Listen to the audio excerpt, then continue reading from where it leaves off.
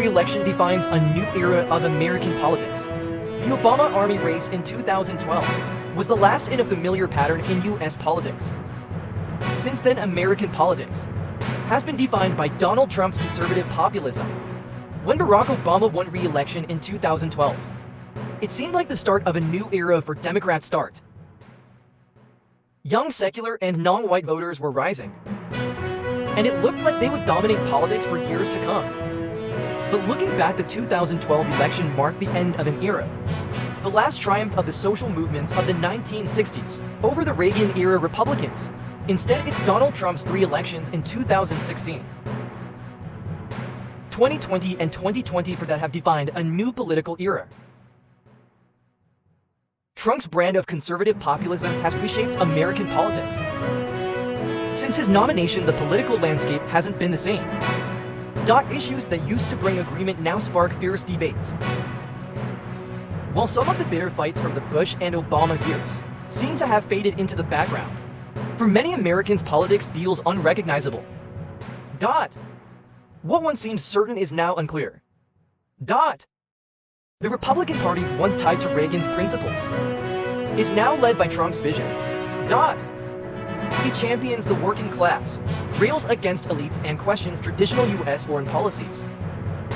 On the other hand, Democrats find themselves defending the establishment, upholding norms, and supporting the old foreign policy consensus. Long-standing areas of agreement like immigration, free trade, and America's post-war alliances have become sources of deep division. Even support for democracy at home and abroad is now fiercely contested. Yet in some ways, the two parties have found common ground. The war in Iraq, social security, and same-sex marriage, once deeply polarizing issues, are no longer front and center. It all changed when Trump entered the scene. His approach turned American politics on its head, creating a new era that continues to evolve today. Much of the old Republican establishment, including figures like the Cheneys, the Romneys, and Paul Ryan, has been left without a political home.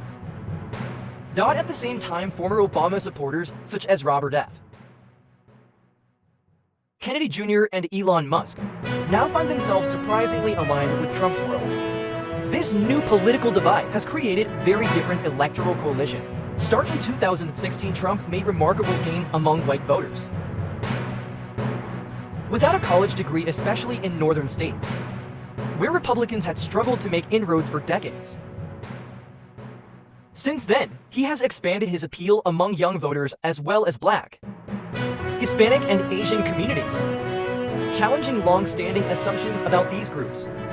After 3 Trump elections, the racial divide between white and non-white voters is now smaller than at any time since the Civil Rights Act of 1960.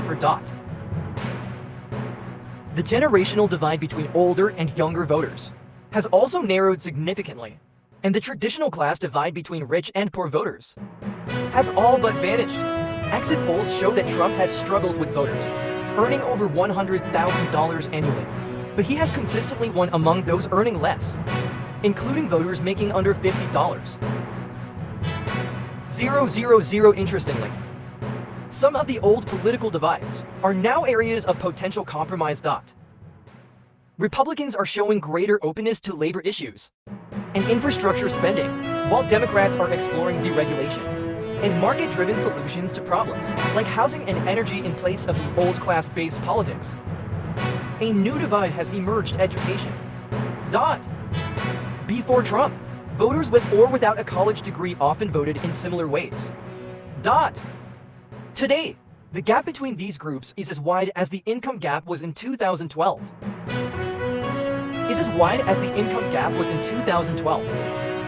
These changes in voter behavior can sometimes feel like the acceleration of long-term trends, but in other cases they represent entirely new dynamics.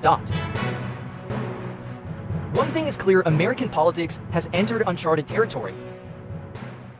The question of realignment, whether this represents a true realignment, depends on how the term is defined.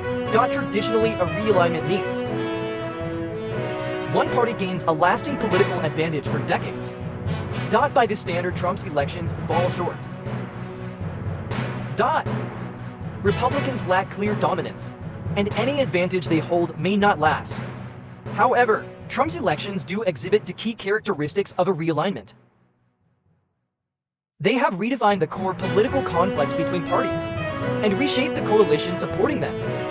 These shifts are not minor, nor are they simply tied to Trump's unique appeal. They reflect broader political transformations happening across Western democracies, where the old industrial political order is being replaced by something new. In many countries, parties of the traditional left, such as Labour in Britain or the Socialists in France, have lost working class support to a new brand of conservative populism. This populism centers on issues like immigration, trade, and national sovereignty. These issues don't align neatly with the old left-right political spectrum. Many right-wing populist parties now embrace welfare policies, even as they argue that elites have manipulated institutions to benefit themselves at the expense of ordinary people. While these movements have struggled to secure lasting majorities, their message has become one of the most powerful forces in politics. On the other side, center-left parties increasingly rely on affluent, college-educated voters. While they may still aspire to represent the working class, their focus has shifted over the decades. Today, these parties draw their energy from progressive, idealistic activists, whose cultural and economic views often alienate working-class voters. Even when center-left parties propose policies aimed at helping the working class, these initiatives rarely yield electoral success. Instead, their political fortunes often depend on alliances with traditional conservatives, who oppose populist movements on issues like trade, immigration, and democracy. The transition away from industrial-era class politics, the shift away from class-based politics rooted in the industrial era, began in the 1950s and 1960s. Post-war affluence and an expanded social safety net largely addressed the demands of industrial labor that had defined the previous century. Soon after, a new generation of college-educated youth activists brought fresh issues to the forefront: civil rights, women's rights, and opposition to the Vietnam War.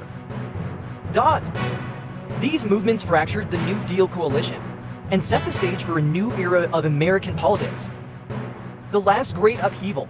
This period marked the last major political transformation.